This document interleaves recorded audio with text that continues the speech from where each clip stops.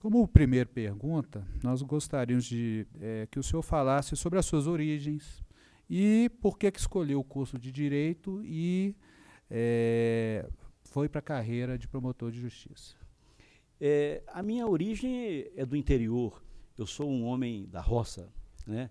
Na expressão verdadeira da palavra, né? Nasci na pequena cidade de Itarumirim, que tem um significado extraordinário, céu pequeno. Sou de uma família, meu pai ligado à área jurídica, né? Meu pai, evidentemente, não por formação jurídica, mas porque foi escrivão desde os 18 anos de idade. Eu sou o filho, o primogênito, né? E eu diria que eu nasci no fórum, né? Com o meu pai. Ele me levava, meu pai pegava na minha mão, me levava para o cartório, e eu ficava com ele no cartório. Lá as pessoas chegavam e me brincavam com aquela criança, né? E eu, com esse tamanho que eu tenho todo, você imagina quando ainda era criança, o tamanho que eu era bem menor, né? Miudinho e tal, mas muito bonitinho, por sinal. E as crianças, eu brincava no cartório. O fórum era um lugar que eu mais brincava, na verdade. E, a partir daí, lógico que eu peguei gosto pela coisa. Interessante que a vida passou, eu fui estudar fora. Na minha terra, naquela época, não oferecia oportunidades para estudar, porque terminando o primário, não havia mais eu ter continuidade para estudar, porque não tinha mais na minha terra. Então, quem poderia sair, quem poderia sair para estudar, né, que tinha uma família que tinha um pouco mais de condições para isso, saímos todos, aquelas pessoas, para estudar fora. E eu fui estudar exatamente na terra do Dr. Cabral Neto, Maiumirim, no Colégio Pio XI, internato, né, que era um seminário, na verdade, mas tinha aquela parte separada para aqueles que estavam cursando a época que nós chamávamos de ginásio, né? E lá eu fiz o meu ginásio, em Maiumirim.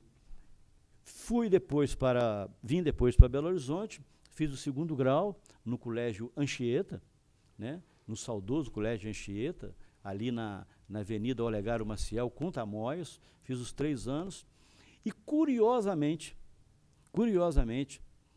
no ano em que eu terminei o científico, como se chamava à época, eu fiz o vestibular aqui em Belo Horizonte para odontologia, por influência de um colega de sala. Eu queria fazer a inscrição para o curso de Direito e, na última hora, mudei. Fiz inscrição para o curso de Odontologia. E mais, eu fui aprovado no vestibular para odontologia. O vestibular, naquela época, se realizava no Mineirão. Eu fiz a prova no Mineirão. E, assim que passou, eu fui para a minha terra. Cheguei lá, meu pai falou comigo: vai ter um vestibular no mês de janeiro. O vestibular aqui foi em dezembro. Vai ter um vestibular em janeiro da Faculdade de Valadares, de Governador Valadares, a Faculdade de Direito Vale Rio Doce. Eu falei, eu quero fazer o vestibular. Fiz o vestibular, eu fui o 6º colocado no vestibular e troquei, evidentemente, o curso que eu faria aqui na Faculdade Federal de Odontologia pela faculdade particular no interior de Minas Gerais. E lá, em Governador Valadares, então, eu iniciei as minhas atividades jurídicas, né?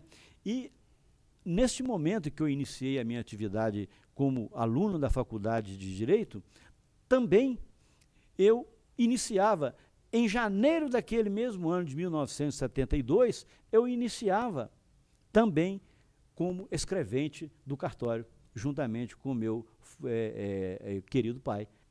Eu fui escrevente por 4 anos, porque no último ano, para que eu pudesse estagiar, eu desliguei do cartório, fui estagiar, né, ao mesmo tempo em que eu era professor no colégio da minha terra, em 2 colégios, o Colégio Estadual e no Colégio Comercial São Sebastião, né? E dava aula e também, né, aliás, desde o momento que eu entrei para o cartório também e comecei a faculdade, eu já iniciei também a minha atividade como professor, né, que se estendeu até há 2 anos atrás, quando eu deixei a PUC após 22 anos ministrando aula na PUC. Então, a minha formação jurídica, ela remonta, eu diria, desde o meu nascimento até os dias de hoje.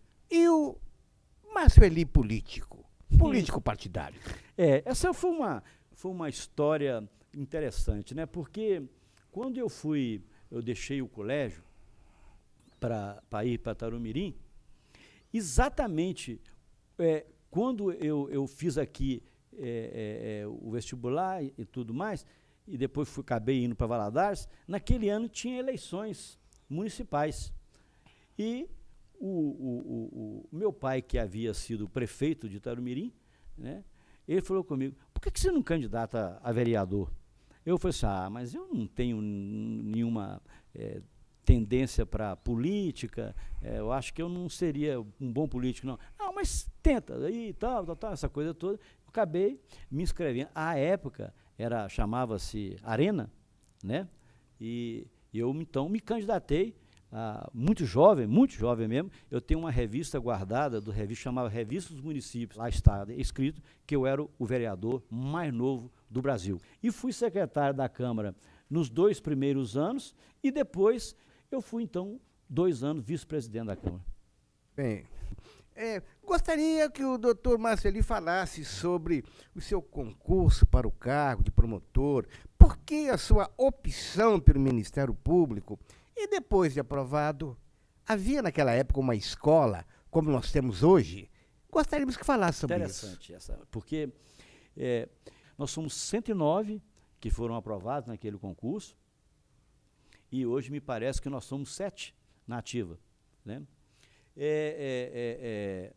Mas é interessante, o que acontece? Eu formei em 1976, e em 1977, em fevereiro, abriu-se a inscrição para o concurso, e eu falei com meu pai, vou me inscrever para o concurso. Aí, tudo bem, se inscreve, eu acho que você deve mesmo se inscrever. Fiz o concurso. O nosso concurso teve um número expressivo de candidatos pela primeira vez no Ministério Público. E naquela época, o concurso não tinha aquela primeira fase eliminatória. Ele já iniciava o concurso com a prova escrita, que foi feita lá no Parque Municipal, né?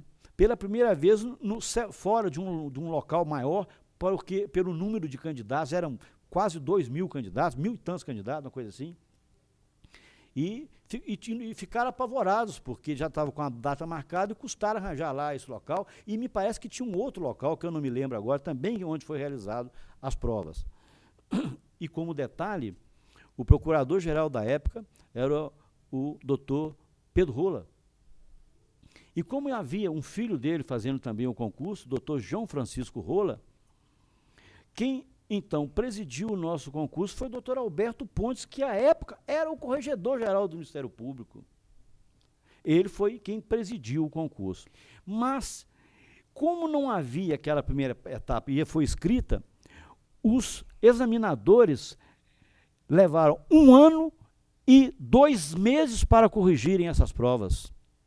Porque eles não esperavam o quê? 300 candidatos, 400, era o que era esperado. E o número, aquele expressivo, eles ficaram 1 ano e 1 ano e 2 meses, ou 1 ano e 1 mês, uma coisa que eu falo, para corrigir essas provas. Tanto que a prova oral foi realizada em 1978, quando se verificou, foram 200 e poucos aprovados para a prova, ou 300, eu não me lembro agora, sinceramente não lembro, e para a prova como é que chamava? Essa teste psicotécnico, né? Naquela época era realizado como se fosse prova mesmo. E eliminava também. E curioso também que, à época, a nomeação era feita independentemente de classificação.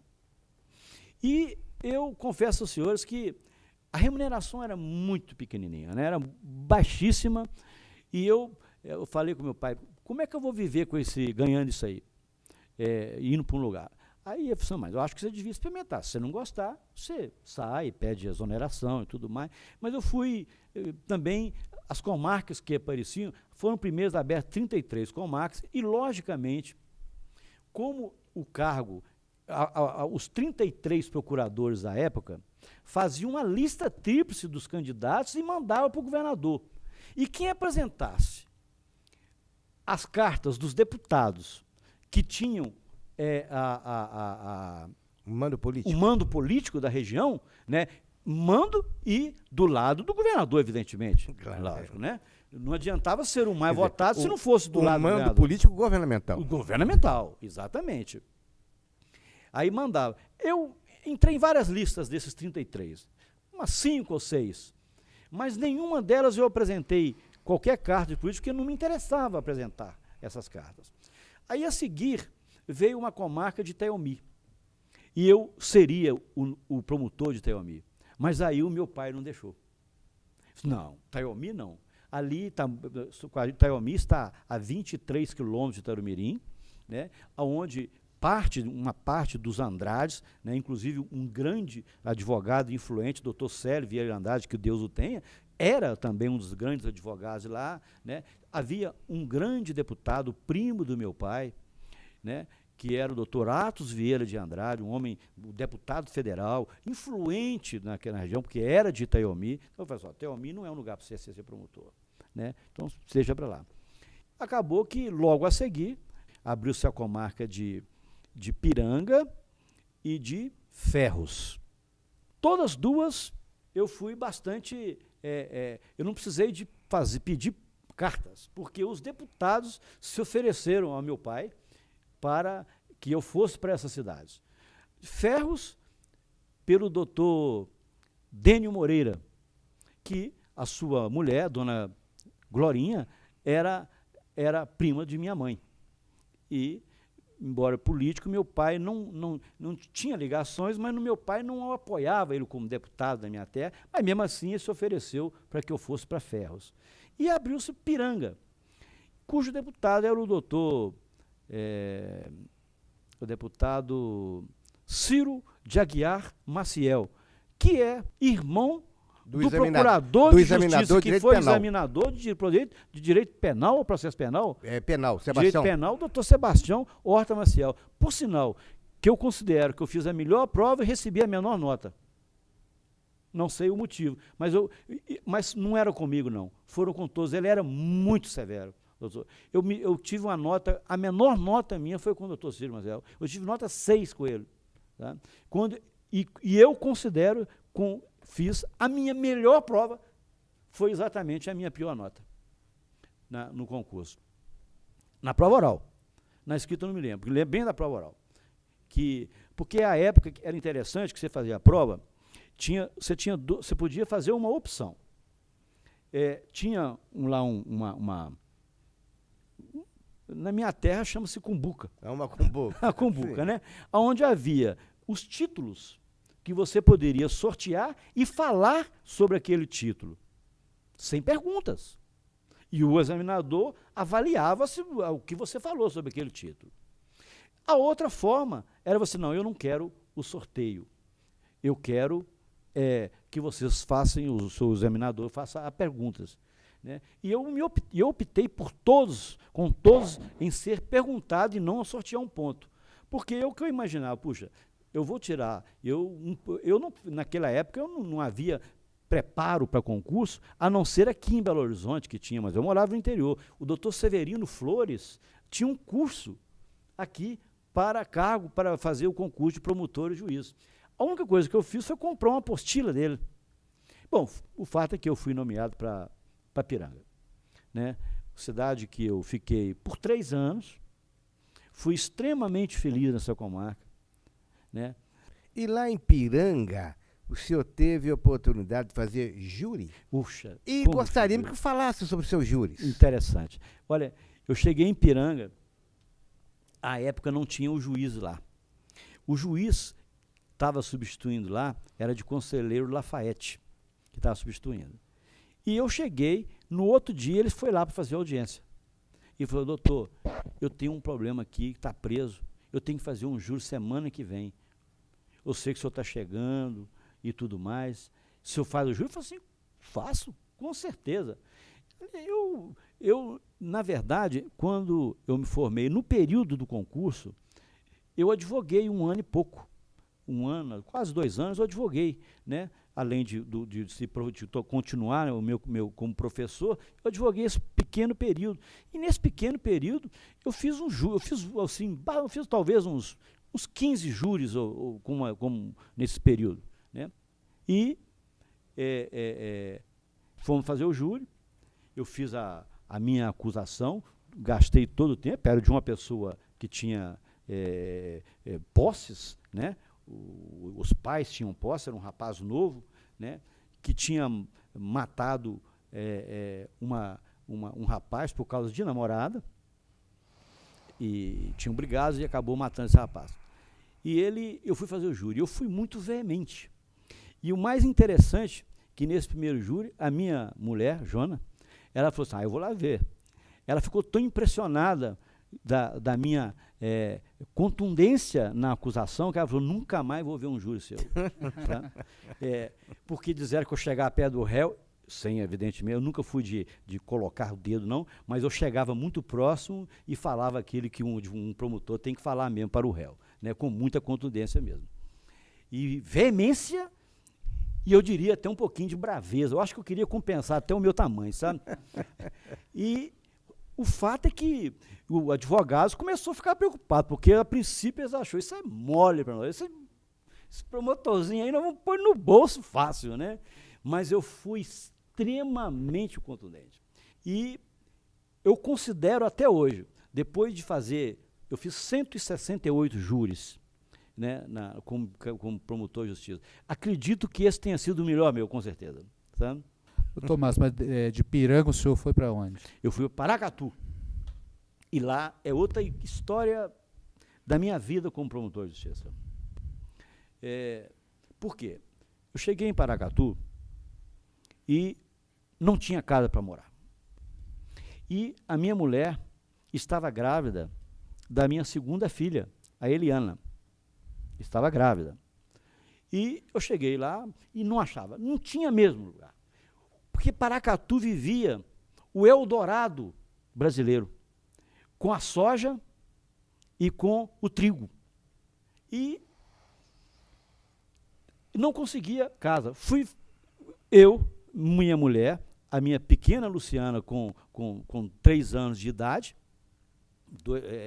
e a minha mulher grávida, morar num quarto de um hotelzinho, que era poucos hotéis que tinha na época lá, porque estava começando a viver um momento, depois, posteriormente, passou a ter outros hotéis. E mesmo que eu quisesse morar num bom hotel, eu não teria condições também, não. Nós ganhávamos muito pouco, né? Não tinha essa condição também.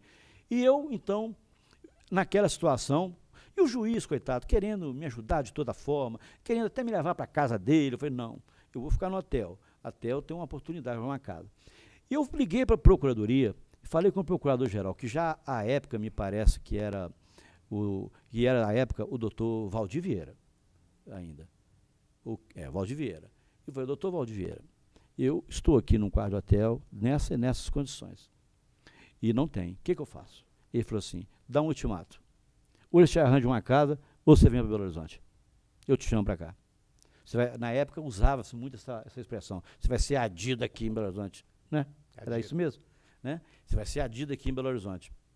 Aí eu reuni lá os advogados, o pessoal do fórum, falei, gente, olha, eu não posso mais viver no hotel. Vocês todos reconhecem que a minha situação é precária naquele hotel, com a minha mulher grávida, com a filha de 2 anos e pouco, e eu não tenho mais condições de ficar lá, nesse hotel. E acabei de falar com o Procurador-Geral, e ele disse que se a semana que vem eu estou autorizado a ir para Belo Horizonte. E, imediatamente, um advogado lá, esse advogado levantou, olha, eu tenho a casa do meu pai que está fechada, reformada, totalmente reformada, em que nenhum dos filhos, eram famílias abastadas, nós não emprestamos, não alugamos, nunca fizemos nada, tal. Mas eu conversei agora com a Iná, e chegamos à conclusão que nós vamos ceder essa casa para você morar. Eu falei, em que circunstâncias? Eu vou pagar aluguel, porque o senhor é advogado, tem que ter uma coisa. Eu disse, não, se for pagar aluguel, não vou lhe conceder a casa. Isso é a título precário, até que se arranje uma casa para o senhor morar. Eu falei, perfeitamente. Eu vou ligar para o procurador-geral, saber dele se, até pela minha própria inexperiência, se eu posso fazer isso. Morar numa casa de um advogado em que ele não quer cobrar aluguel. Se eu posso fazer isso. Liguei, ele falou, aceita. Aceita morar lá. Fui para Paracatu, não tinha promotor em Unai. São 100 quilômetros de Paracatu até Unai. Aí o juiz de direito de Paracatu fez um concurso para o juiz de direito do Distrito Federal, em Brasília, passou, era o sonho dele, e foi para lá. Paracatu ficou sem juiz quando eu cheguei lá. O juiz, fiquei com o juiz lá 3 meses ou 4. E quando eu fui para Paracatu, com 11 meses, eu tinha 2 opções para sair de Paracatu: Ipatinga e Teófilo Otoni, todas 2 por antiguidade. Eu falei assim, eu vou optar por Teófilo Otoni. Ipatinga ficava muito mais próximo da minha terra, Tarumirim. Mas eu vou optar por Teófilo Otoni. Optei. E, olha, como promotor de justiça, foi um período dos mais ricos para a minha história do Ministério Público. Mas aconteceu um problema mais sério do que eu imaginava em Teófilo Otoni com a minha filha. Ela agravou terrivelmente o problema dela e não ficava um mês sem que ela ficasse 10 dias no hospital, internada. Isso ela com 5, 6 meses, com 6, 7 meses de idade, ou 8 meses, por aí assim. Então, e por sorte, o edital para Caratinga abriu e, na época, abria-se o edital para as 2 coisas, né? Tanto para remoção quanto para promoção. O edital era um só. Caratinga, a minha vida lá se resume praticamente no crime em Caratinga. Embora nós trabalhávamos no crime e no civil. Né? No crime e no civil, eram as duas coisas. Mas eu fazia uma média de 10 a 15 juros por mês em Caratinga. Houve uma abertura de edital para Belo Horizonte, eu vim para Belo Horizonte por merecimento. E foi para ficar em que área aqui? Aí eu cheguei aqui na qualidade de substituto, né? Como todo mundo, quase a maioria chegava aqui como substituto. E acabou que eu fui designado para a 4ª Vara de Família e de lá nunca mais saí, a não ser quando entrou o doutor Tibúrcio. Aliás, aí eu fui 4 meses assessor na corregedoria com o doutor Afrânio Proença. O doutor Afrânio Proença me tirou da 4ª Vara de Família e me levou para ser assessor dele. Eu fiquei 4 meses, mais ou menos, ou 5 meses, com o doutor Afrânio Proença. Entrou o doutor Tibúrcio e falou assim, não, e me chamou para ser o assessor do Procurador-Geral. Eu fui, então, ser assessor do Procurador-Geral. Né? Então, eu trabalhei 3 anos, mais ou menos, na Vara de Família, uns 4 aqui em Belo Horizonte, uns 4 meses ou 5 como assessor da Corregedoria, 1 ano e alguma coisa como assessor e fui promovido, em setembro de 90, a Procurador de Justiça. Tomás, o senhor acompanhou aí, então, a construção do Ministério Público, né? O senhor pegou uma época aí que o Ministério Público não tinha tanta autonomia, a época da Lei Complementar Federal número 40, de 81, depois a Lei da Ação Civil Pública e a Constituição Federal. Eu entrei sob a égide da Lei 40. O que o senhor pode nos falar dessa evolução do Ministério Público? Isso foi extraordinário mesmo. Quando eu entrei para o Ministério Público, quando eu fui tomar posse, a ligação nossa era com a Secretaria de Interior e Justiça. Tudo se passava por lá, nomeação, se nomeava, o seu ato ia para lá. Toda a nossa vida estava lá, essas coisas todas. Aí eu fui lá na secretaria, lá no almoxerifado. E lá me deram um montinho de papel assim, um lápis, uma borracha, uma canetinha esferográfica e tal. E tudo bobajada, né? Aí o titular lá do almoxerifado, Era na época do Hélio Linhares? acho que era. Ele falou assim, rapaz, eu gostei de você. Você é um promotor que está entrando agora, eu gostei de você, um menino novo, não sei o que lá mais, gostei de você. Vou te dar uma coisa que eu não dou para ninguém, diferente. Eu falei assim, nossa, vou ganhar tem uma máquina aqui hoje, com certeza. Né? Sabe o que aconteceu? Ele veio com um grampeador e me entregou, só não dou para ninguém, mas para você, vou te dar um grampeador. E eu falei, obrigado, que coisa boa, né? Então, mas eu já estava dentro do meu carrinho, lá, o chevetinho, já estava lá a minha máquina, tudo lá para me levar, porque gente que levava a máquina, levava tudo para os nossos gabinetes, né? E lá, esse montinho de papel que você ganhava, no instantinho acabava, você tinha que comprar, para você continuar trabalhando, né? E olha que a gente ganhava pouquíssimo, né? Então, Adilson,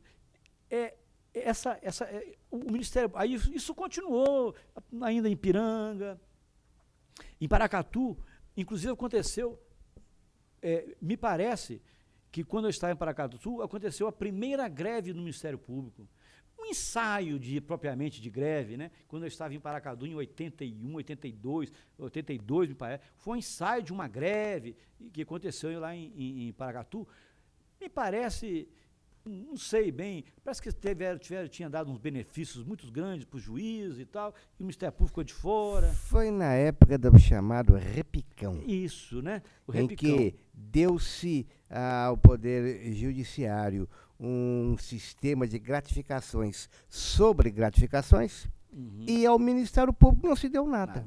Exatamente. Aí, bom, passou o tempo, quando foi, aí veio a Lei 8.222. Essa Lei de 8.222 foi histórica para o Ministério Público. Como foi a Lei 40, mas a Lei 40 ainda era muito tímida. Né? Já a 8.222, ela foi a mais abrangente, né? Ela escrevia efetivamente uma situação que o Ministério Público tinha mais poderes para trabalhar nas suas funções. E, a partir daí, o membro do Ministério Público começou nós, todos, né? Começou assim, bom, nós temos mais instrumentos para lutar para que a nossa instituição cresça a partir de agora. E foi realmente a partir daí que o Ministério começou a lutar, e tanto que culminou com uma nova greve. Aí foi uma greve mesmo, eu já estava em Belo Horizonte, né, em que era procurador-geral o doutor Tibúrcio. Né, foi quando nós tivemos aprovado uma lei, né, o governador Nilton Cardoso, aprovado uma lei na Assembleia Legislativa, né, em que os nossos quinquênios dos membros do Ministério Público passaram de 5% para 20% cada quinquênio. Só que o Nilton Cardoso vetou. E numa tarde e noite histórica, né, a quem nós devemos muito, doutor Calíquio, a mãe devemos muito, que foi o nosso grande defensor na Assembleia, na tarde e noite histórica, porque essa reunião da Assembleia terminou lá para meia-noite, né, acabou por aí, você sabe disso, 11 horas, meia-noite, nós derrubamos o veto do governador.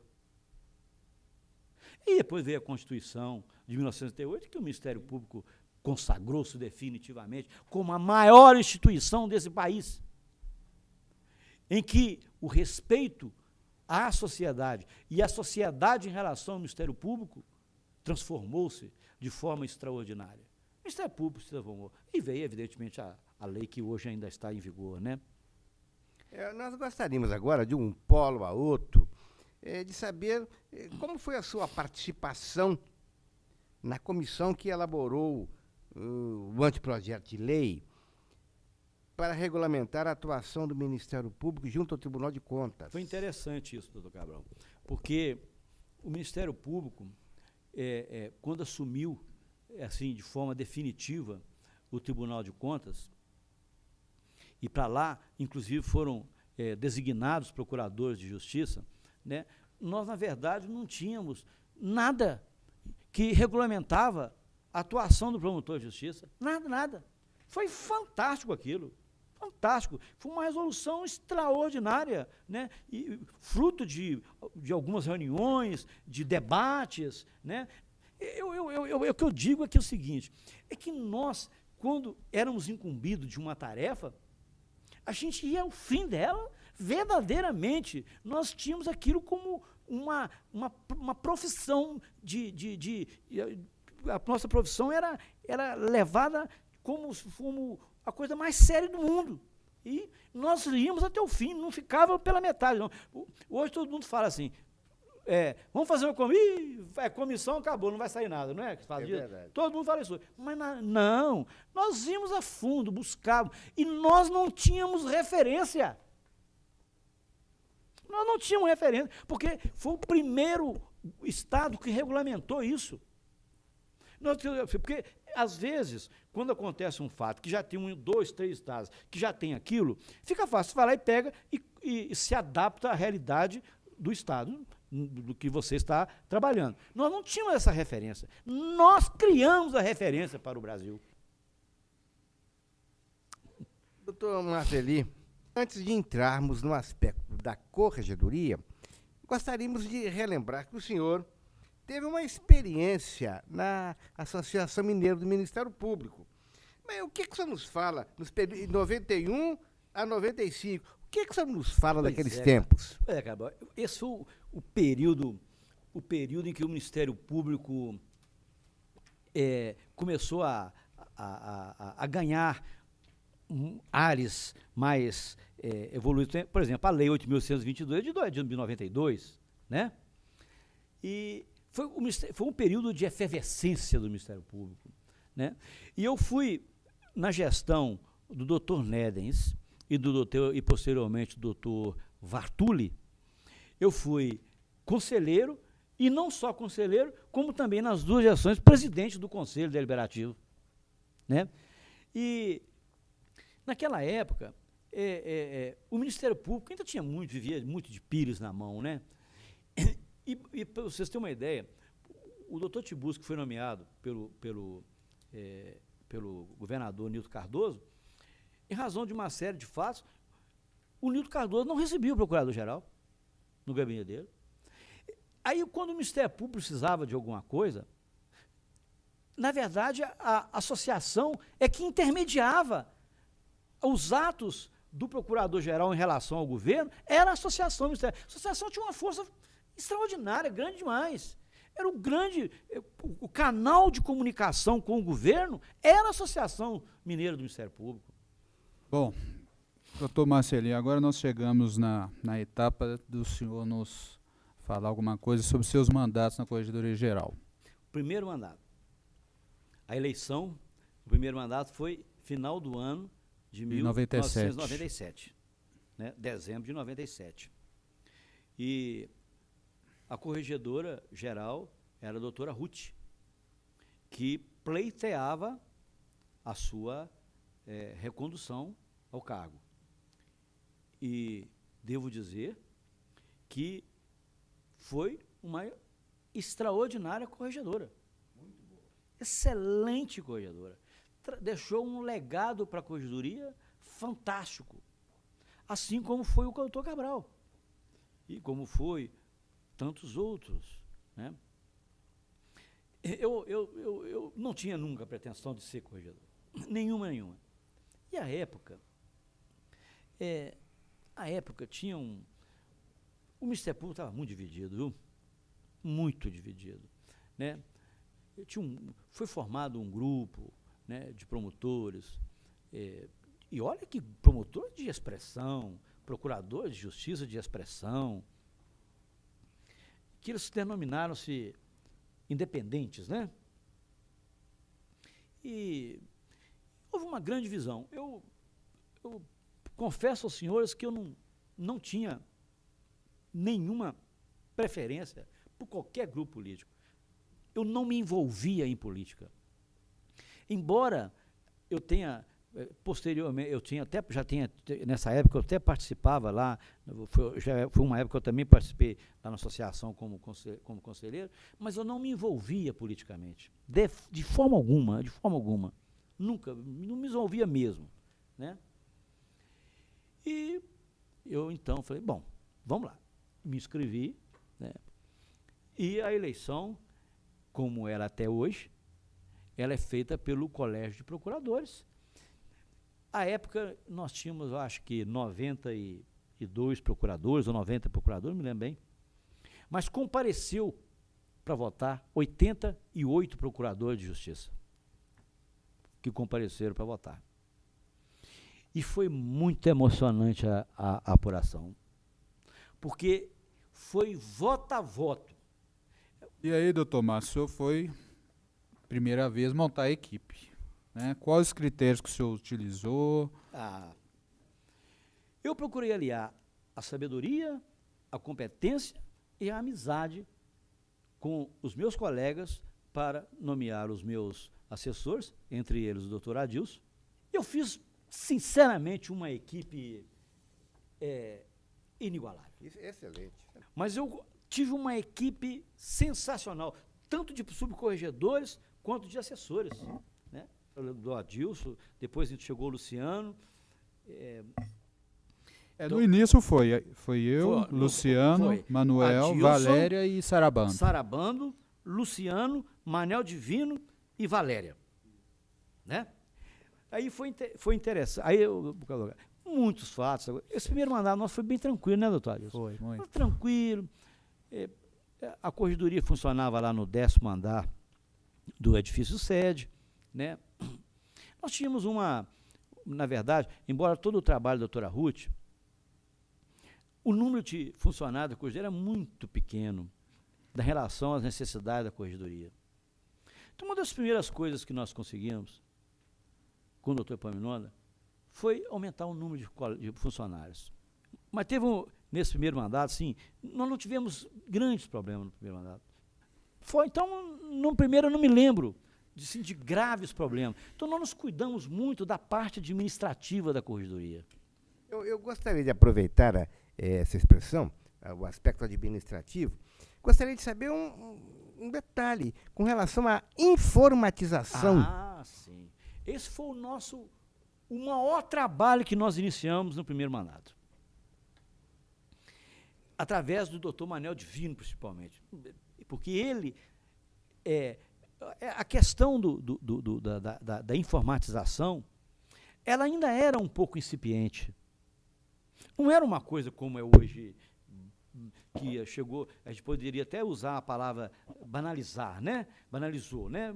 Informática hoje é uma coisa que banalizou, né? A informática ainda era, para você ter uma ideia, eu quando cheguei à corregedoria, eu nunca tinha trabalhado num computador. Nunca. Embora já existiam muitos colegas que tinham o seu computadorzinho, aquele mais antigo, né? 386, 486, porque ele era muito caro também. Ele era caro, né? E aí nós conseguimos levar esses computadores para a corregedoria. O doutor Manel Divino me ensinou a trabalhar com o computador. E foi na corregedoria que eu aprendi a trabalhar com o computador. E aí o doutor Manel falou assim, Márcio, nós temos que ter agora uma informatização aqui dentro, que liga todos os assessores com você aqui dentro. Quer dizer, primeiramente, internamente, né?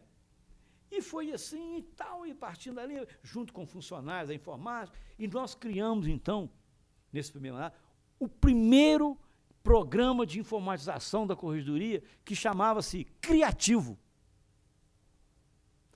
O que isso era?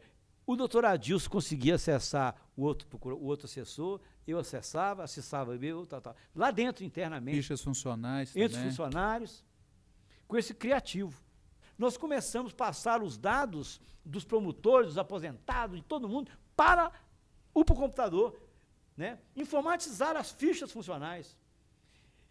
É evidente que ainda não havia acesso externo.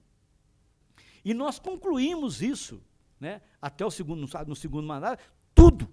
Concluímos toda essa questão. Enfim, nós chegamos a ponto de dizer, se chegar, doutor Cabral, eu quero a ficha, doutor Cachorro, mas eu quero a ficha eu quero saber o que eu preciso de falar sobre fulano de tal, o que você tem dele aí? Está aqui, no computador, entregar para ele. Eu gostaria de aproveitar também a oportunidade para entrar num outro aspecto. Quando eu recebi a corregedoria, as fichas funcionais eram secretas. Ninguém podia vê-las, nem mesmo o próprio promotor de justiça, autorizado pelo procurador-geral. Quando então, eu me recordo que quando eu entrei, eu baixei um ato dizendo que a ficha era do promotor sob a responsabilidade da corregedoria. Então, eu gostaria de saber o seguinte, na sua gestão, continuou o mesmo sistema? Continuou, doutor Cabral. Nós continuamos preservando o sigilo das informações contidas nas fichas. Só que com a Constituição de 1988, Cabral, a Constituição dizia, já naquela época, a Constituição dizia que dava uma abertura maior para as situações funcionais das pessoas. Mas nós respeitávamos e guardávamos como totalmente sigilosas, né? E quando, por exemplo, se você precisava de alguma informação de um outro promotor, nós só dávamos aquelas que seriam possíveis. Para você, por exemplo, falar sobre a vida de um procurador, de um promotor. Aquelas informações nós prestávamos, aquelas que poderiam. Se tinha, por exemplo, alguma coisa de falta funcional, tinha aquela questão de que dava-se nota dos pareceres dos promotores como é que era? Inspeção permanente, né? Da inspeção permanente. E os promotores faziam naquela época. Mas o promotor poderia ver a sua própria ficha? Eu, desde que eu entrei no Ministério Público, na Corregedoria, eu falei, promotor, gente, tem o direito de ver a ficha dele. Porque se tiver alguma coisa errada, ele tem o direito de tentar corrigir. Ou de acrescentar alguma coisa. Né? Esse era o meu espírito que eu tive de democrático, e que eu acho que eu aprendi muito com o meu pai isso, né? Eu falei, isso é um direito. Eu falava coisa, um direito. O promotor, ele não podia levar a ficha dele. Né? Mas ele poderia ver a ficha dele lá dentro da Corregedoria. Ver e pedir e solicitar até mudanças, se fosse o caso. E nós tínhamos depois apareceu um promotor, um procurador, que tinha uma mania, não vou citar o nome dele, de dar notas baixas nas correções permanentes para todo mundo. Ele não sabia o que fazia. E eu era obrigado a anotar aquilo. Eu cheguei a um ponto, eu chamei todos os assessores e falei, gente, isso aqui eu não vou mais anotar dessa forma. Eu quero a explicação do procurador, por que ele está colocando aqui que o parecer é ruim, que o português é ruim. Porque ele simplesmente mandava aquela ficha e eu falei, não vou anotar dessa forma mais. Aí eu passei, eu mandei um ofício para o procurador, eu acho que para todos, né, dizendo que quando se tratar de nota depreciativa, que elas viessem acompanhadas do parecer, de cópia do parecer. Ele parou e brigou com isso, inclusive levou lá fez um ofício para a Câmara de Procuradores, reclamando do procurador, porque o procurador não estava respeitando o direito dele de preencher as fichas funcionais nas correções permanentes do jeito que ele queria. Aí eu fui à Câmara e expliquei. O que eu faço é dar a oportunidade, quando a nota que está dando ao promotor ela é depreciativa para a sua ficha funcional, a oportunidade do corregedor conhecer o porquê. E, se for o caso, dar a oportunidade do promotor também, até, se for o caso, responder por um expediente. Foi o Cabral, não foi um ato de coragem, não, mas foi um ato de muita democracia de minha parte. Márcio, sobre o primeiro mandato, a minha última pergunta, depois passo para o doutor Cabral, se o doutor Cabral tiver outras. Foi a questão da determinação do senhor da implementação de correições, isso né, foi fundamental. Olha, isso foi ordinárias. Foi no primeiro ano, aliás, quando eu cheguei na Corregedoria. Até então, doutor Cabral, até em muitos momentos, eu acredito que que o senhor, como corregedor, tenha enfrentado isso, dificuldades financeiras da Procuradoria-Geral de Justiça, que o impossibilitava de fazer correções em número que você gostaria de fazer. Não é verdade? É verdade. Não é? E, quando eu entrei, a nossa lei já dizia que a corregedoria teria que fazer 1/3 das correções. Por ano. Eu falei com ele, chamei meus assessores, chamei o subcorredor e falei com eles. Vocês vão fazer 1/3 de correção. Vocês vão rodar esse estado. De norte a sul, de leste a oeste. Vocês vão rodar estados. Eu vou cumprir com o que a lei determina. Fui até o procurador-geral.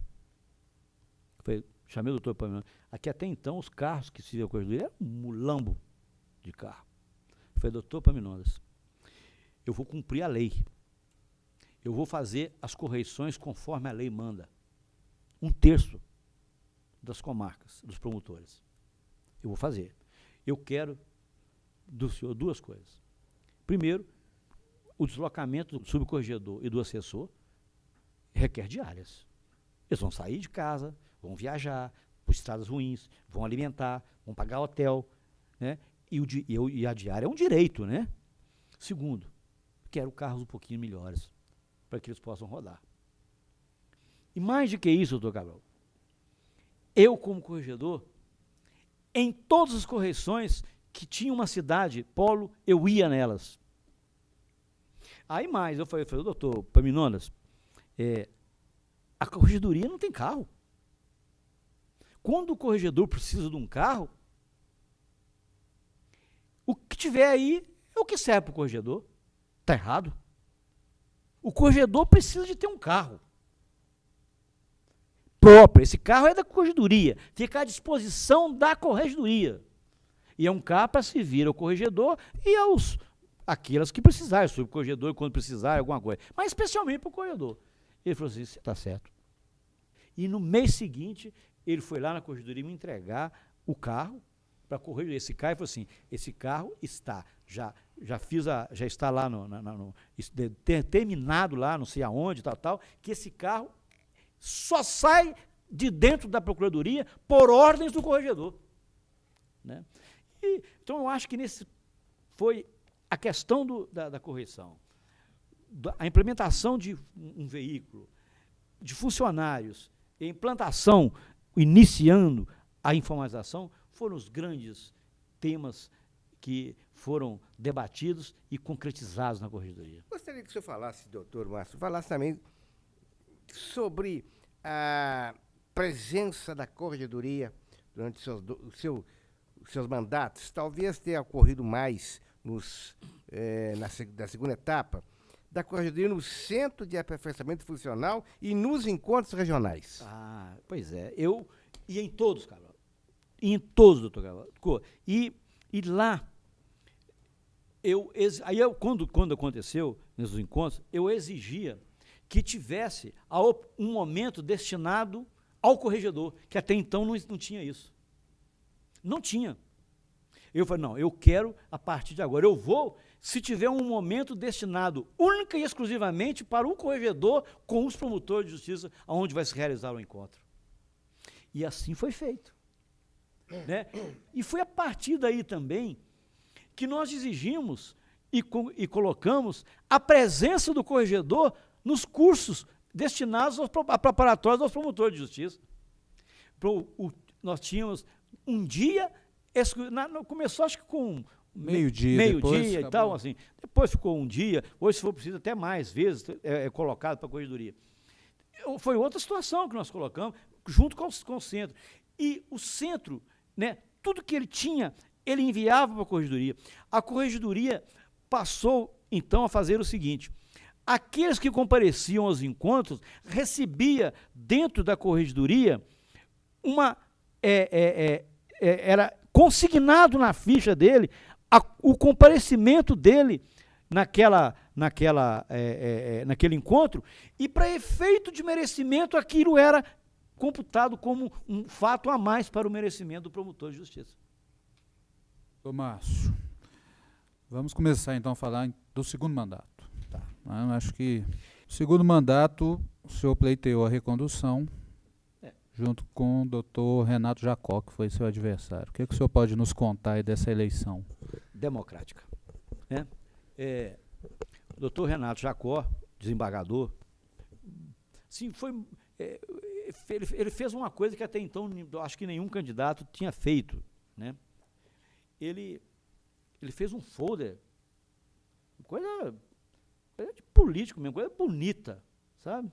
Fez um folder com programa, com não sei o que lá mais, com uma série de coisas. Eu falei assim, meu Deus do céu, eu não tenho dinheiro nem capacidade de fazer esse negócio. Porque ele ainda era o chamado grupo que ainda existia na Procuradoria. E, lamentavelmente, ou não sei, qualquer coisa, na verdade, em parte eu fiquei até taxado um pouquinho, como assim, mais ligado a um grupo lá, mas eu confesso que nunca me entendi como de um determinado grupo. Nunca. Eu falei assim, mas eu segui a mesma linha mesmo. Não enviei um ofício sequer para qualquer procurador de justiça pleiteando o voto para a minha reeleição. Do mesmo jeitinho que eu fiz, do mesmo jeito que eu fiz na primeira eleição. Eu procurei, foi de procurador a procurador, né, em todos os seus gabinetes, né, conversava, dizia o porquê que eu queria, e tal, porquê da minha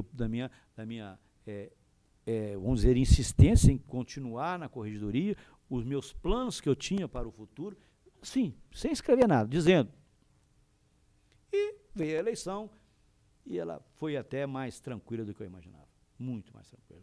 Eu não lembro o percentual de votos, mas eu acho que eu tive 60 e tantos votos e o Renato Jacó 20 e tantos votos. Ô, Márcio, e aí nesse segundo mandato o senhor começou uma atuação na área ambiental que, interessante, não tem registro aqui no Diário Oficial. O doutor Márcio vai explicar por quê.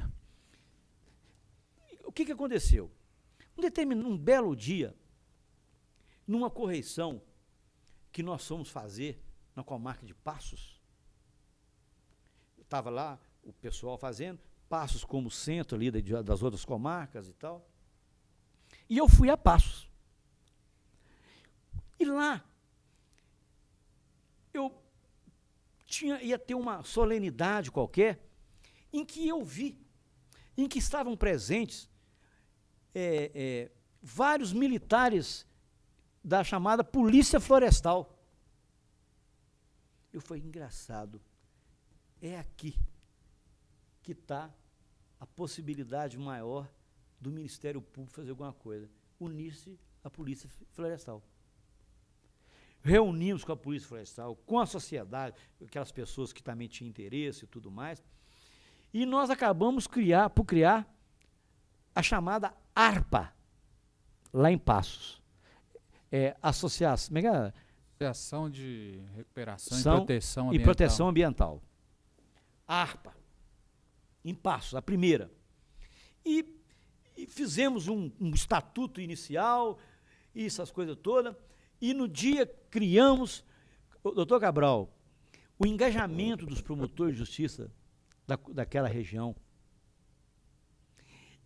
Foram convocados por mim para a reunião, sem receber diária, sem nada.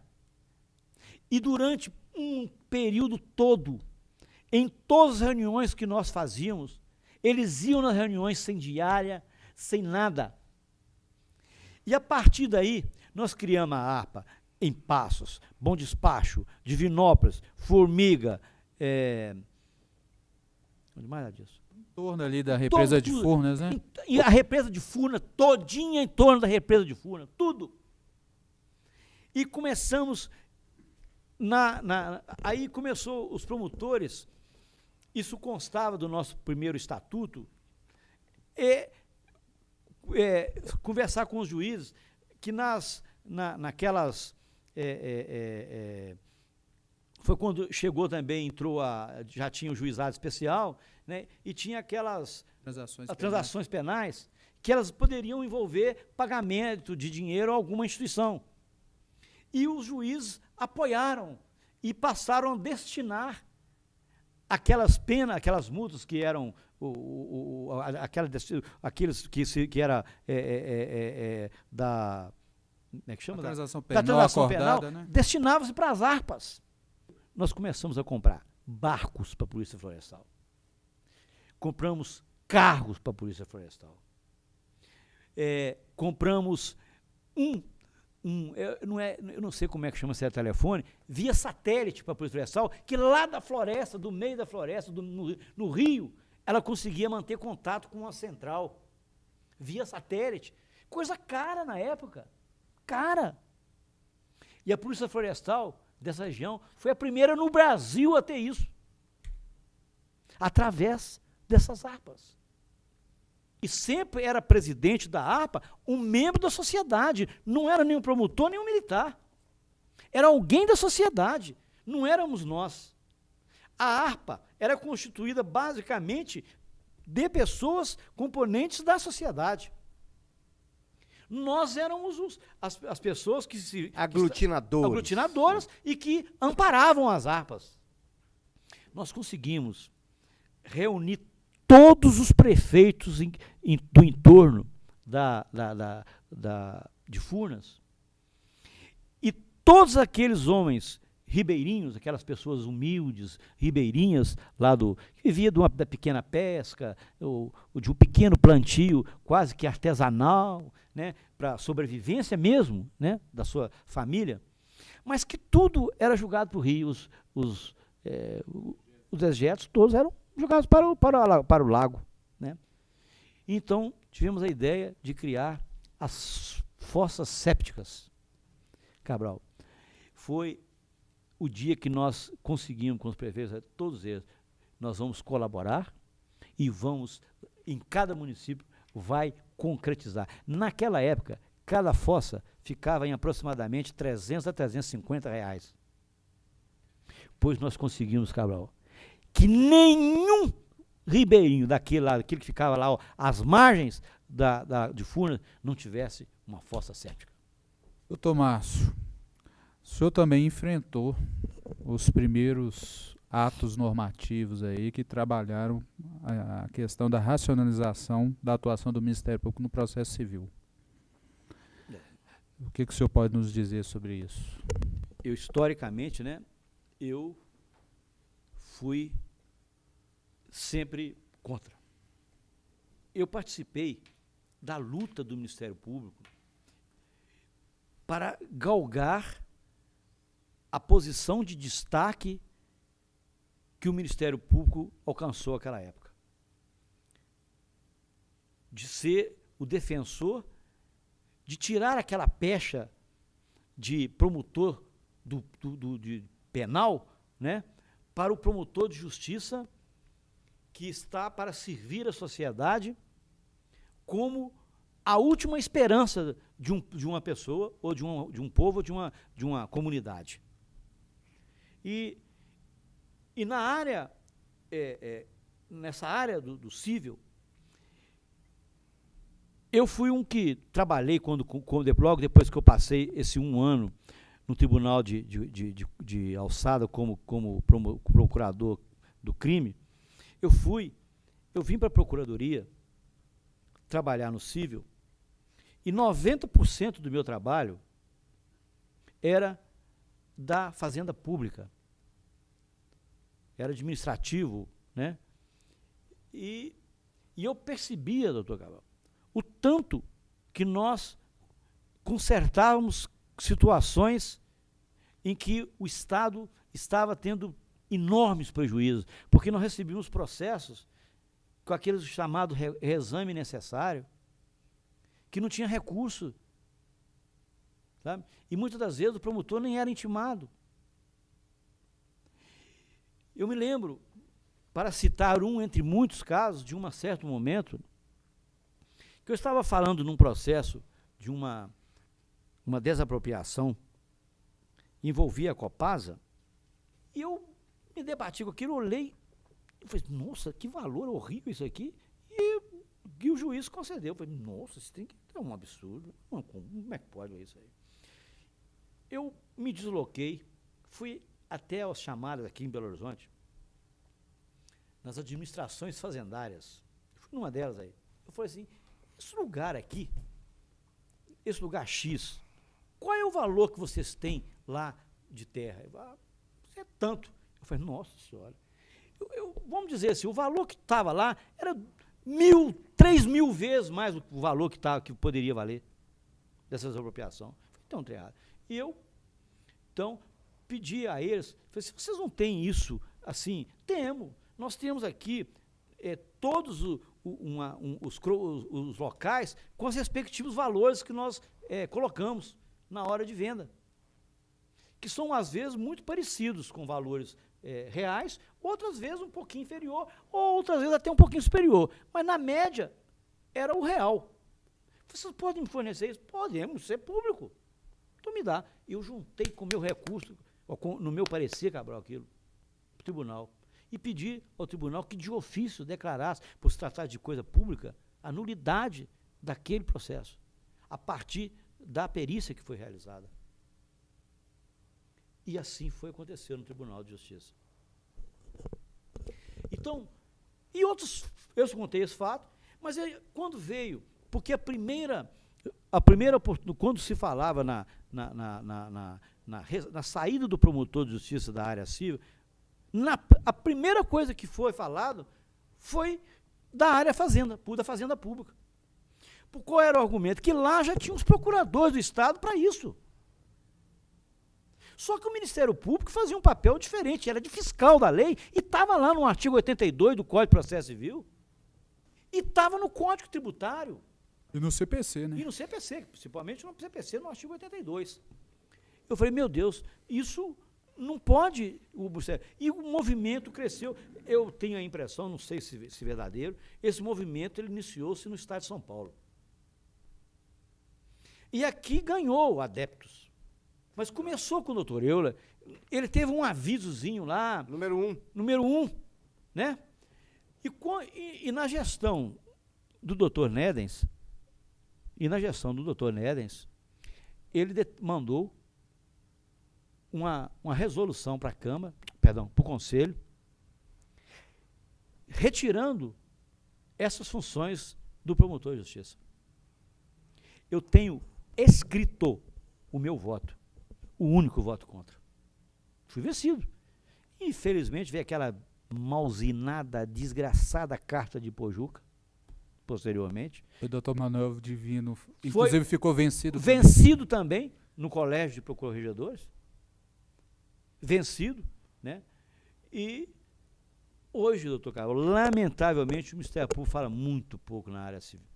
Ô, Márcio, no segundo mandato, o senhor enfrentou uma crise institucional envolvendo o então Procurador-Geral Márcio Decade de Moura, numa primeira fase interna, envolvendo uma briga pelo poder por cargos, né, internamente. No segundo momento, ela refletiu na sociedade pelo suposto envolvimento de membros da administração superior com máquinas caça-níqueis. O senhor gostaria de falar alguma coisa sobre isso? Eu vou falar um pouco daquilo que eu posso falar, né? Eu posso garantir que foi, com certeza, o momento mais difícil da minha vida.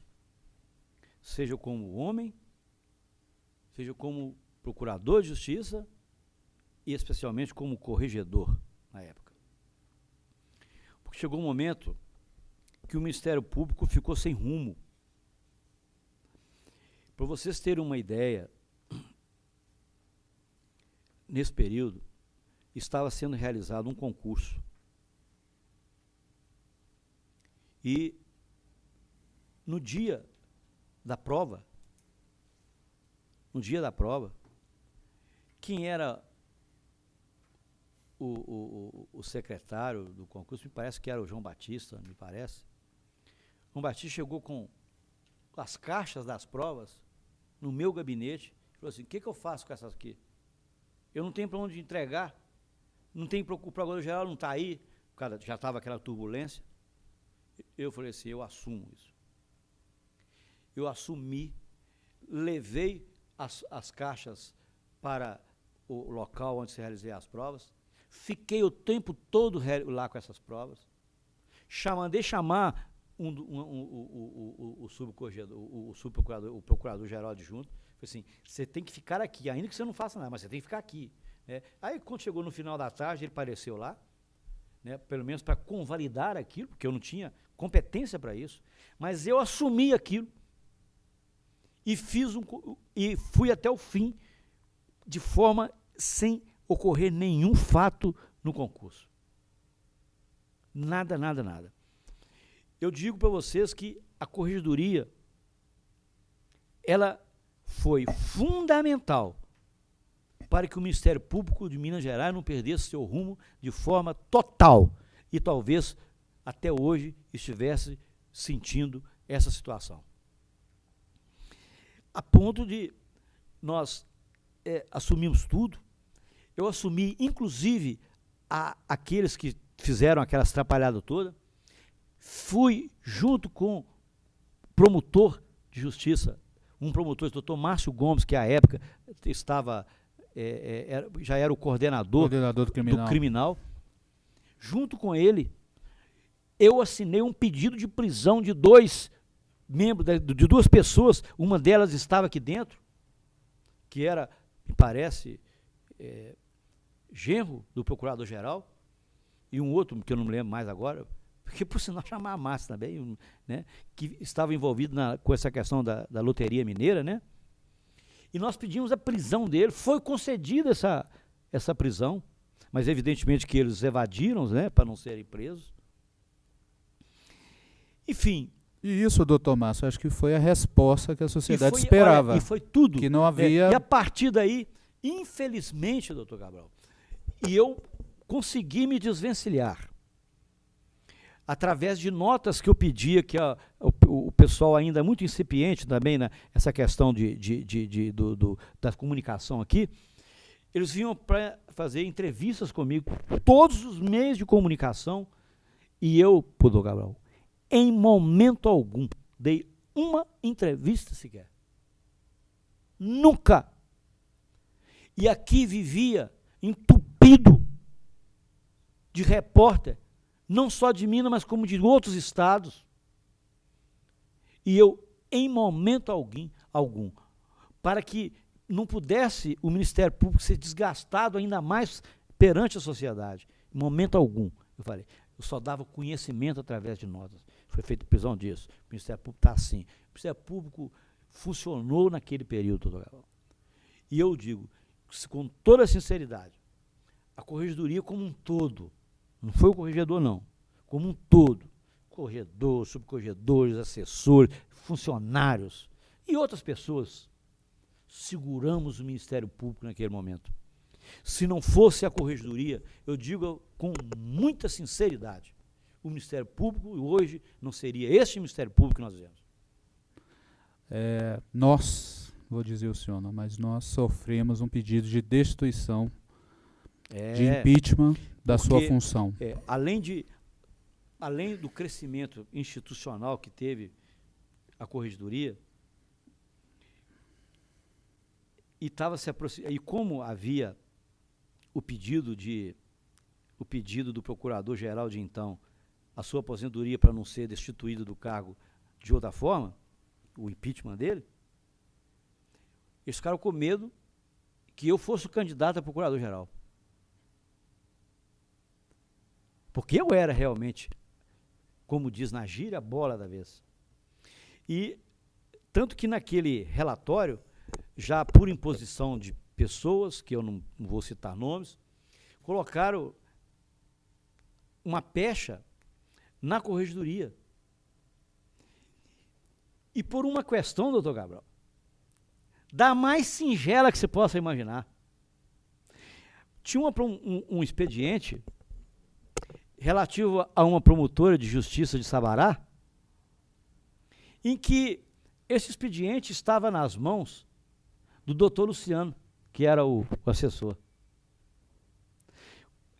E eu não sei o que aconteceu, que esse fato chegou lá, apareceu para essa comissão que estava lá.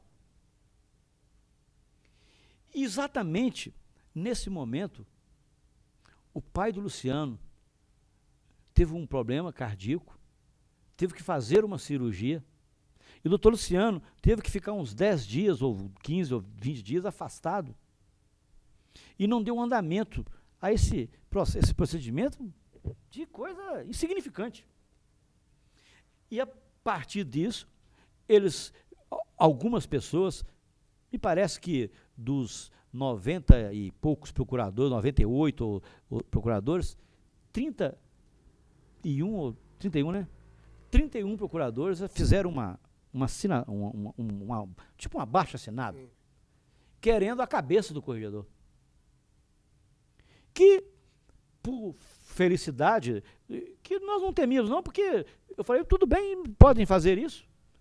E, judicialmente eu vou provar qualquer coisa que você... Mas era muito sem consistência, muito sem consistência. Eu fiz uma resposta e mandei para a classe, mais nada. Uma resposta singela, com toda a documentação daquilo, né? Mandei para a classe. Eles enviaram essa questão para o procurador-geral. O procurador-geral desconheceu, até porque não tinha o número necessário de pessoas, e mais, não tinha comprovação de que efetivamente quem assinou, se era a assinatura deles.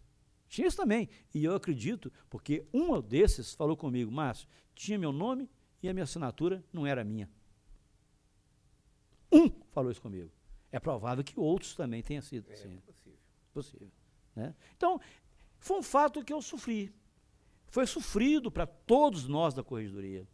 Né? Mas, com a graça de Deus, nós saímos por cima disso, viu? Nós ganhamos força. Força que a corregedoria detém até hoje. Tanto é que o candidato apontado pelo senhor, que foi o doutor Manuel Divino, foi eleito. Prova maior disso é que eu fiz o meu sucessor. Doutor Márcio, por gentileza, faça uma avaliação sobre o atual sistema de imposição de penalidades. Corregedor, procurador-geral, Conselho Superior. Na época do nosso primeiro mandato desse agora, já no final dele, nós fizemos com todo mundo lá, os assessores, e até com opiniões de colegas que nós solicitamos e tal, um projeto de lei. Nem um projeto de lei, né? Como é que chama aí? Como eu diria? Anteprojeto, sugestão, né? Uma sugestão, né? Procurador-geral. Uma sugestão de lei ao procurador-geral, porque a competência é do procurador-geral, modificando todas essas situações, que está até hoje na Procuradoria-Geral. Quando eu estava com isso nas mãos, primeiro, eu tirava o procedimento administrativo e passava para a Corregedoria exatamente como é hoje na Procuradoria da República, como é hoje em alguns ou poucos estados, e como é, por exemplo, no Tribunal de Justiça. Aonde a Corregedoria que faz tudo. E passa alguma competência, evidentemente, de aplicação de pena para o corregedor, de algumas penas, aquelas mais graves apenas mais graves, para o Conselho Superior do Ministério Público. Tá? Nós até não inventamos muito, não. Nós compilamos muita coisa de outros locais, de outros estados, que tinha, São Paulo tem isso, né? A Procuradoria da República, Geral da República tem isso, né? E os tribunais de justiça, todos do Brasil inteiro é assim, né? Todos os tribunais de justiça. Nós fizemos esse anteprojeto de lei, né? Essa sugestão. E eu fui à Assembleia. Eu pedi à Assembleia uma reunião com as lideranças da Assembleia Legislativa, porque aquilo teria que ser modificado na nossa lei e algumas coisas até na Constituição nossa. Eu me reuni com as lideranças e eles tiveram a fineza, a delicadeza comigo de me convidar, então, para uma reunião com todos os líderes partidários da Assembleia Legislativa. É lógico que o procurador-geral ficou sabendo e não perdeu a oportunidade de ir lá, né? Mas o convidado era eu, né? E eu lá expus para eles. Eu quero isso aqui com vocês. Entreguei uma cópia para todos eles, e tal. Isso que eu quero, que vai melhorar a relação de administração superior com o Ministério Público. Ninguém vai dizer que o Ministério Público está passando a mão na cabeça daqueles que erram. Não vai haver protecionismo, não vai haver nada. Porque é dessa forma. As lideranças, desde a presidência, e a todos eles falaram comigo assim, lá, na presidência de todos eles. Porque o procurador-geral estava lá. Doutor, o procurador-geral envia, em 15 dias está aprovado sem mudar uma vírgula. Voltei para cá, fui no procurador-geral, falei, doutor, o senhor manda para a Assembleia quando? Porque uma mudança. Ele falou, não, eu vou mandar, mas eu tenho que aproveitar um momento para colocar outras coisas que nós precisamos colocar, para aprovar, e que se nós mandarmos separadamente questões polêmicas, não vai ser aprovado. E começo a falar que vão aprovar isso aí rapidamente, a gente coloca outras coisas no meio aí. Aí eu falei assim, obrigado. Doutor Marceli, o senhor, com essa administração de sucesso, 2 mandatos, fez seu sucessor, doutor Manuel Divino, que ficou 1 mandato, depois Antônio de Pádua, com 2 mandatos, foi reconduzido. Por que o senhor voltou para esse 3º mandato como corregedor? Eu estava no meu gabinete, como sempre, né, lá no meu 6º andar.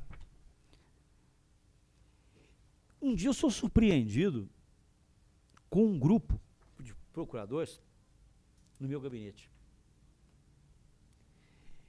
Eu não sei quantos não, mas não cabia no meu gabinete.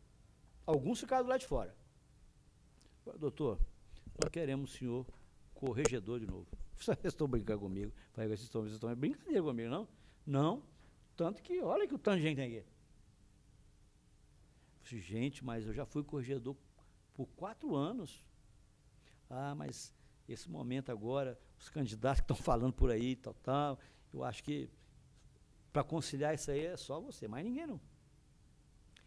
E não, então eu tenho que pensar, por ironia do destino, entre aqueles que estavam lá solicitando que eu fosse o candidato, tinha uns 15 daqueles que assinaram aquela lista anterior que eu falei antes. Lógico que até alguns deixaram até de votar lá, né? Alguns não foram votar, mas eu acho que votaram 96, me parece. Eu tive, acho que 81 votos, Cabral, uma coisa assim, sabe? Uma coisa parecida com isso aí.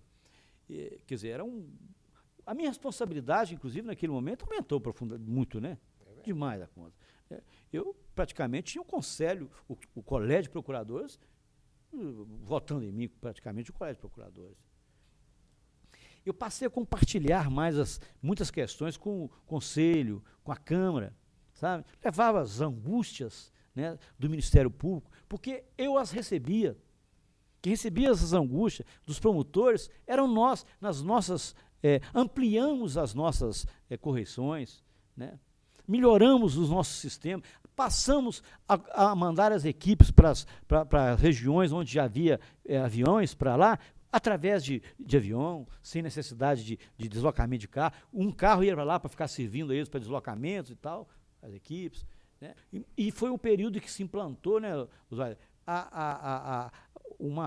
dando mais visibilidade ao trabalho do Ministério Público, tanto na área penal, quanto na área civil, quanto no extrajudicial, né? Nós tínhamos os dados. Posteriormente, com o Conselho Nacional do Ministério Público, nós temos hoje na Corregedoria, e o atual corregedor tem, os dados prisionais do país, do Estado, né, por determinação do Conselho Nacional do Ministério Público. E terminei o primeiro mandato, e eu achava que devia passar para outro, mas continuaram todas as pessoas dizendo que não, e tanto que eu fui candidato único pela primeira vez na instituição, né, no segundo mandato. Doutor Márcio, voltando aí para o 3º mandato, o senhor falou en passant sobre o Conselho Nacional do Ministério Público, que foi a primeira vez que o senhor teve que se relacionar com ele, né? E o primeiro corregedor a se relacionar com o Conselho, né? E E foi, gente, difícil. No princípio, muito difícil. Porque as pessoas passaram a fazer representação contra promotores na Corregedoria e também no Conselho Nacional. E outras vezes faziam tão somente no Conselho Nacional. Não faziam aqui. E mais, com a criação da ouvidoria, a ouvidoria também começou a receber aquelas entre aspas, denúncias anônimas contra promotor de justiça, que ele era obrigado a remeter para a Corregedoria. Mas o relacionamento meu com o Conselho Nacional, desde o primeiro momento em que foi necessário, ele foi ótimo. Nós não tivemos problema. Nós tivemos um caso em que eu decidi pelo arquivamento e o Conselho Nacional injustamente decidiu para que eu determinasse, para que eu fizesse o PDA, que é o processo administrativo, disciplinar administrativo. Um único caso de 3 Marias, injustamente em relação a uma promotora, injustamente. Né? No final das contas, né? Não deu em nada. Né? Graças a Deus. Doutor Márcio, eu gostaria de ouvir a sua opinião sobre uma questão. Corregedoria Geral do Ministério Público. Mas essa corregedoria, se é geral, por que ela também não trata os servidores da instituição? Pois é, doutor Cabral. Quem detém, evidentemente, o poder de mudar a legislação é o Procurador-Geral. Isso nunca houve receptividade por parte do Procurador-Geral. Nunca houve, nunca houve. Nenhum Procurador-Geral quis isso. E eu digo para você, eu tenho absoluta certeza que se a Corregedoria tivesse na plenitude do que se chama Corregedoria-Geral, inclusive em relação aos funcionários, os funcionários não seriam, às vezes, injustiçados. Porque eu tenho certeza absoluta disso. Porque, na verdade, o que nós temos é uma corregedoria dos membros do Ministério Público e não porque do Ministério Público. Muitas das vezes, sem qualquer crítica, quem quer que seja, ou qualquer procurador-geral, adjunto, sem quer que seja, muitas das vezes, na Procuradoria-Geral, e não tem jeito de ser diferente, também fala alto determinados momentos da política. Coisa que não existe na Corregedoria. Então, o funcionário, se estivesse hoje, essas questões ligadas disciplinarmente à Corregedoria, eu tenho certeza que nenhum funcionário jamais, em tempo algum, seria injustiçado. E às vezes é. O senhor que começou, então, a informatização da Corregedoria Geral, pôde assistir à implementação, né, tecnológica dessa informatização. Tanto é que no 3º mandato conseguiu que o relatório mensal fosse todo feito pela internet. Todo ele. É uma outra grande vitória, né? Extraordinária do que a internet nos possibilitou. A partir de um determinado momento do mandato nosso, o 3º, nós implantamos já um outro sistema, né? Completamente diferente daquele que existia. Digo de passagem, o doutor Pádua iniciou, né, o trabalho. Iniciou ele, né? Todinho, tem que se dar esse mérito para o doutor Antônio de Pádua, ele iniciou, né? E nós concluímos esse trabalho e, a partir daí, todos os relatórios, e como é até hoje, de toda a natureza, é enviado via internet pelo promotor de justiça. Né? Uma grande coisa. O que o senhor achou da resolução do Conselho Nacional do Ministério Público sobre residência fora da comarca? E que foi, logicamente, implementada na sua época. Foi a resolução mais danosa para o Ministério Público desse país. E vai continuar sendo enquanto ela não for revogada. Nós temos hoje, doutor Cabral, meus caros, promotor que mora numa comarca distante 30 quilômetros da outra, só para não ficar na comarca. Eu não sei o percentual não, mas ele beira os 50% de promotores que não moram na comarca. O Conselho Nacional deixou para que cada estado determinasse qual era a distância que se permitia a residência fora da comarca. Como eu disse aqui, queria colocar 100 ou 120, porque São Paulo colocou 120 quilômetros. Porque tinha um procurador-geral, ou ex-procurador-geral, que morava em Campinas. Né? E na época ele era procurador-geral, quando a resolução saiu. Então ele colocou lá aquilo que dava para ele para Campinas. Né? E aqui queria se implantar um parecido com São Paulo. E eu falei, não, eu não assino, não aceito. E acabou que ficou pela metade, que é os 60 quilômetros, com uma tolerância de 10%. De 10%. Você ia até 66 quilômetros. Eu fiz gestão em relação a esse fato e fui o relator de uma questão dessa natureza, contrariamente ao promotor, a essa resolução.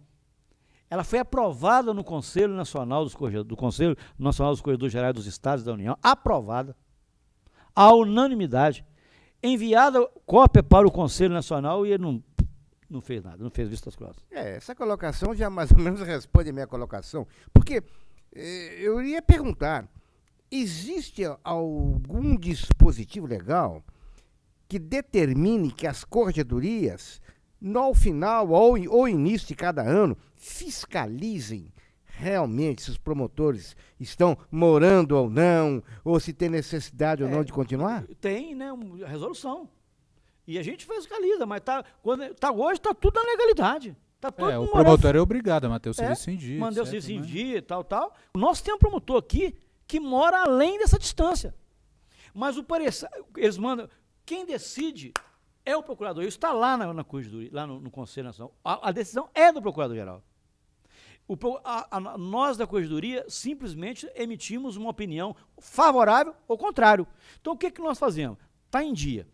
Está dentro daquela margem de distância prevista, nós opinamos favoravelmente. Não está em dia, ou fora dessa distância, contrariamente, nós opinamos pela não concessão do direito da moradia fora da comarca. Isso foi acumulando lá alguns pedidos, até que o procurador começou a fazer o quê? Como é que fala? Decido favoravelmente assim, por prazo determinado de tanto tempo para que o promotor possa regularizar a situação. Só que ele fazia isso por 6 meses, renovava e ficava. E está até hoje assim. Nunca houve nenhum indeferimento. E qual seria, da sua visão, uma possibilidade de modificação dessa situação? É o conselho que criou. E nós, aí, na minha gestão que eu fiz, que falei para você que foi aprovada a unanimidade, tudo isso, está lá nisso lá. E foi enviado para o Conselho Nacional. E não fez nada. Quer dizer, então, que há uma decisão do Conselho. Mas, se houver uma lei federal, isso derruba. Ideal, né? Talvez, então, aí esteja o caminho. O caminho é esse. Esse é o caminho. Mas esse caminho passa por onde, doutor Cabral? Pelo Congresso Nacional. Pois é, mas e antes disso, para sair do Ministério Público? É o Conselho Nacional dos Procuradores Gerais. A mim me parece que talvez não. Qualquer deputado pode oferecer. Doutor Cabral, tanto é verdade que essa decisão do Colégio de Procuradores, do Colégio de Corregedores, foi enviada para o presidente da Câmara na época, foi enviada para o presidente do Senado, foi enviado para o presidente da República, para os ministros da Justiça, e nós não tivemos nenhum êxito. Mas será que, em vez de enviar para o chefe, se mandar para o deputado conversar com ele pessoalmente, ele não encaminha? Parece-me, doutor Cabral, eu tenho certeza que tramita no Congresso Nacional uma lei, um projeto de lei nesse sentido. Eu tenho absoluta certeza. Então, o que falta é vontade política. Lógico, eu tenho certeza que tramita. Eu tenho certeza absoluta que tramita. Só que está lá parado. Doutor Márcio, chegamos então ao 4º mandato. O senhor já antecipou aí, mas o senhor poderia esclarecer melhor para nós. O senhor foi candidato único. Também depois de 3 mandatos, quem vai enfrentá-lo? não sei, aí não me compete, eu não sei porquê, né? Quem me dera se eu soubesse o porquê, não teve candidato, né? Eu fui candidato único.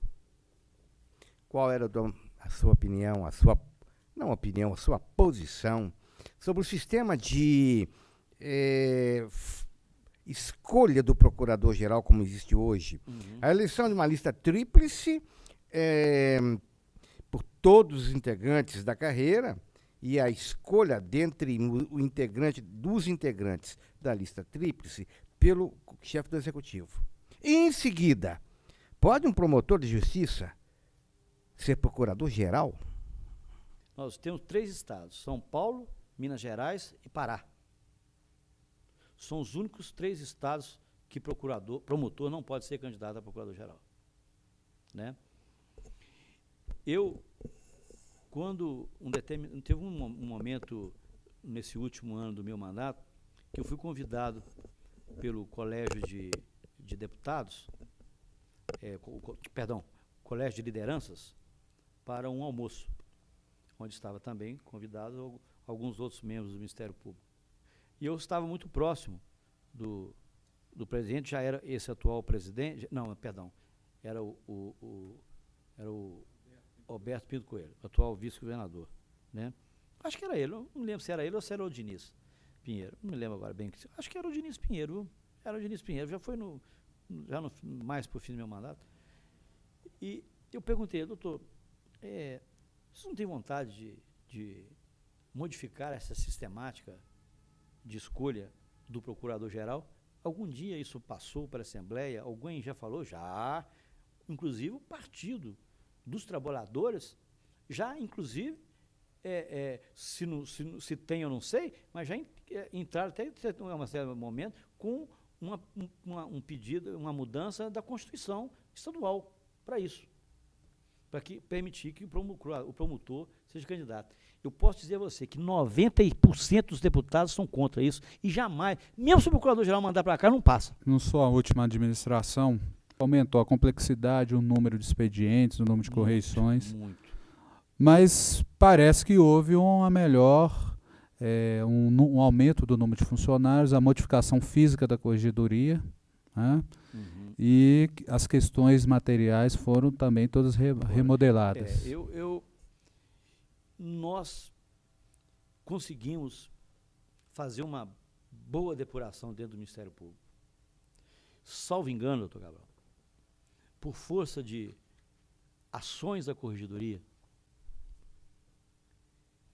entre aqueles que, entre aspas, foram pedir aposentadoria porque já estava na iminência de tal, e a Câmara de Procuradores, mesmo com o PDA existente, a Câmara de Procuradores, ela tem vamos dizer assim, ela tem uma jurisprudência na Câmara de Procuradores de aceitar o pedido, embora a lei diga que não possa. De aceitar o pedido de aposentadoria do promotor de justiça que responde a um procedimento administrativo, a nossa Câmara tradicionalmente aceita isso. Eu nunca lutei para que isso fosse, por exemplo, eu nunca fui a judiciário contrário a isso. Porque, de uma forma ou de outra, ficou satisfeito o que nós queríamos, que era, evidentemente, o afastamento definitivo do promotor da carreira. Então, nunca lutei por isso fora. E eu tenho eu sempre disse isso, para preservar a nossa autonomia, eu falei que eu nunca iria recorrer de qualquer decisão no âmbito do Ministério Público para o Judiciário ou para o Conselho Nacional do Ministério Público. Porque assim o fazendo, eu estaria prestigiando os nossos órgãos colegiados, as suas decisões. E nunca fiz isso. Eu confesso a você que eu não tive muita oportunidade também de fazer isso. Nas questões essa foi a única que eu teria. De ir para o Conselho Nacional, contrário a uma decisão da Câmara que permitiu a aposentadoria àquele que estava respondendo pelo administrativo. Era a única situação que eu tive que eu poderia ir para o Conselho. Mas eu não vou, porque Quando eu fui eleito, no meu discurso eu falei isso, que eu iria prestigiar as decisões colegiadas nossas e não iria sair das nossas fronteiras para buscar decisões fora da nossa instituição administrativa. E não fiz. Só tive a oportunidade, repito, se fosse nessas questões. E nesses últimos 4 anos, eu não sei qual o número não, mas beirou uns 20 promotores, viu? Entre membros do Ministério. Problemas que vinham lá do Dr. Cabral para cá. Problemas antigos. Esses, felizmente, eu digo para você hoje, pode ir na corregedoria, conversar com o procurador, com o seu corregedor. Nada de grave existe hoje na corregedoria. Porque aqueles eram os mesmos que faziam as coisas mais graves, eram os mesmos. Esses não estão mais nas nossas fileiras. Estão aposentados, ou de uma forma ou de outra, mas estão. É o velho princípio romano, sublata causa tolitur effectus. Se a causa desapareceu, o efeito... Não é verdade? O efeito acabou. O senhor também trabalhou na implementação do sistema de registro único, que é também um sistema informatizado, muito, né? E que já se avizinha em 2013 a possibilidade do promotor não ter mais que preencher o relatório mensal, porque todos os dados vão ser compilados desse sistema de informatização. Essa questão da Comissão de Implementação do SRU. O SRU foi interessante, porque esse sistema de registro único, doutor Gabriel, que o promotor tinha que fazer, quem, na verdade, o gestor disso é o procurador-geral.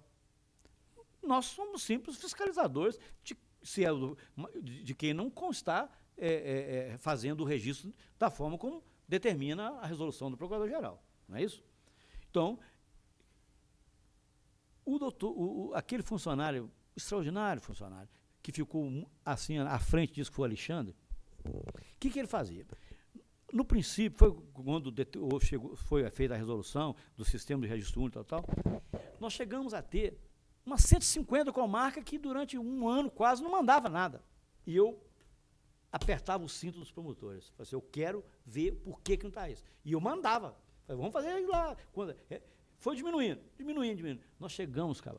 Eu deixei o Ministério Público, eu deixei a Corregedoria, sem nenhuma comarca com registro público em dia. Sem uma punição sequer. Por esse motivo. Só na orientação, na conversa, mostrando a necessidade. Que é o que resolve, afinal. Nós estamos nos aproximando do final.